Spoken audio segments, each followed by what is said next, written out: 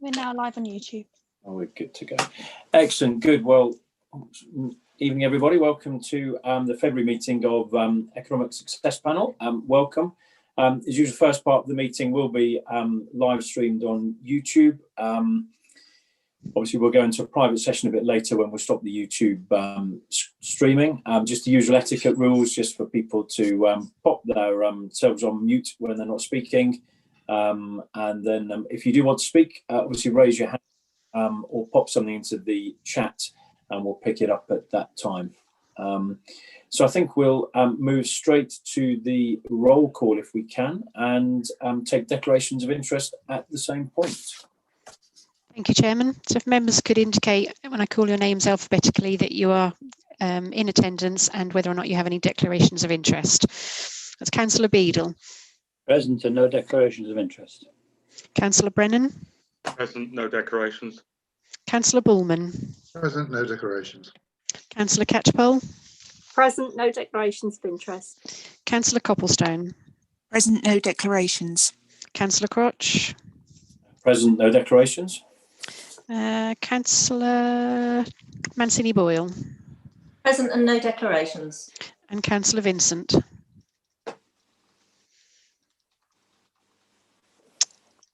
Councillor Vincent, can you confirm if you are with us?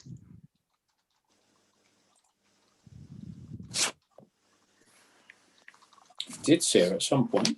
She did join and she's still in the meeting, but we can't see her at the present time. She may be having connection issues. Okay, I'll come back to... Oh, sorry, we can't hear you, Councillor Vincent. Can you indicate?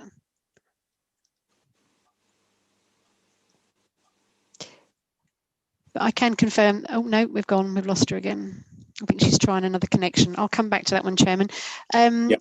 So that completes the roll call. Can I just check if there are any other members present who wish to declare an interest who are non-members of the committee?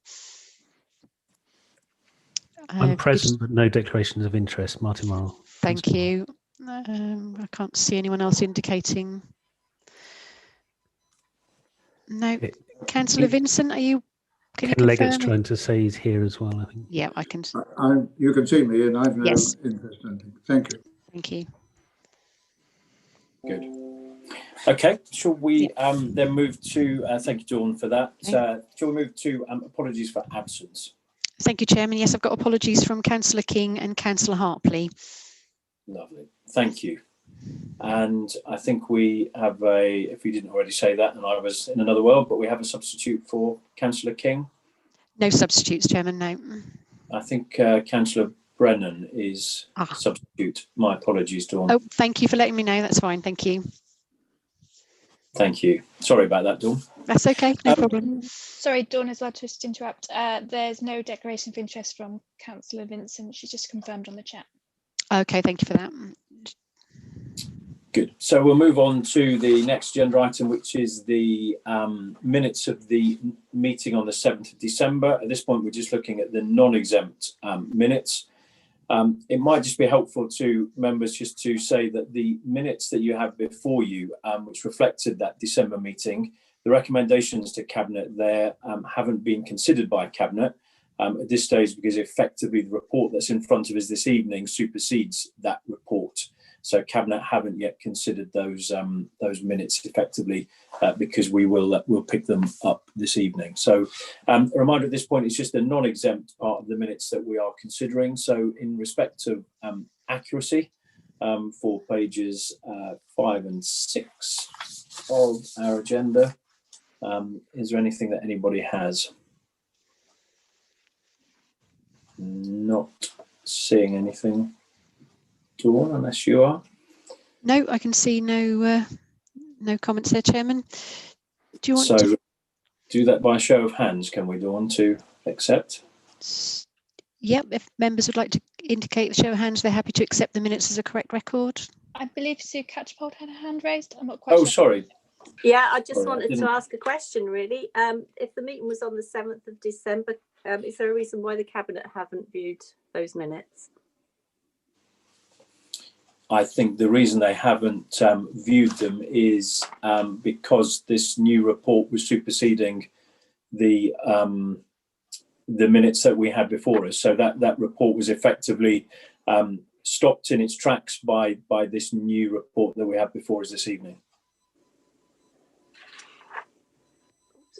Okay, and that's normal procedure, is it? I haven't encountered that before.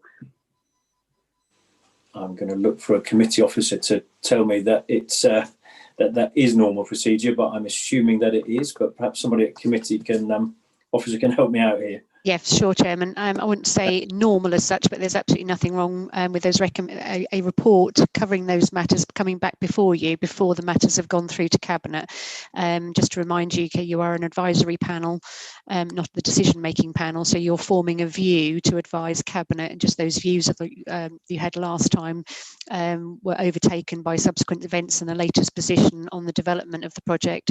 And that's just been reflected and updated in the current report before you, so it's just a matter of timeliness. The current report came forward at a more timely process than the minutes got presented to Cabinet. That's the sole reason, Chairman. Thank you, Dawn. Okay, thank you. Okay. Sorry, so we'll just to re-clarify that for us, we'll take a vote on those minutes again. So those in favour of those minutes being a true record. Yep, that looks okay. Any dissent to that? If anyone wants to indicate if they are dissenting? No, there's no dissent to that, Chairman, so we'll take that as carried. Fantastic. And then were there any matters arising from those minutes? No. Can't see anything, so I'll move on. So I think at this point is where we now need to move to item 5, which is to exclude the press and public. Because the next item, I think I need to just read this statement out, which says that we move that the press and public be excluded from the meeting for the remaining items of business, because otherwise information which is exempt information by virtue of paragraph 3 of part 1 of schedule 12A of the Local Government Act 1972, as amended by the Local Government Access to Information